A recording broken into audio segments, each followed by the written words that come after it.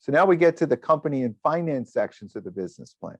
And this is where you're going to specify what type of business you are. Are you a corporation? Are you a partnership, a sole proprietorship? What form of corporation? You're going to include biographies of all your team members, because people want to know, who would I be investing in and why should I invest in them? And you're going to have profit and loss statement estimates for the next 3 years. And you're going to have financing, where you're going to get your financing and repayment plans for investors.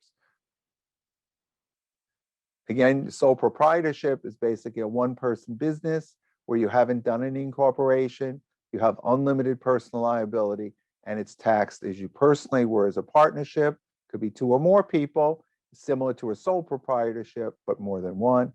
Limited liability, a C Corp and an S Corp are 3 different structures. We recommend you talk to an attorney if you're not sure, so that you know the proper structure. But in your plan, they're going to want to know, what is the structure of your business? So the company and finance sections of the business plan are going to cover planning your business, launching your business, managing your business, and growing your business. So first, you list the company, your financial plan, the appendix. I want to show you the spreadsheet. So if you put down this URL, tinyurl.com/pro forma Excel sheet, you can download this whole sheet. It's a fantastic sheet. It has multiple tabs, as you can see: P&L, startup costs, cash flow summary.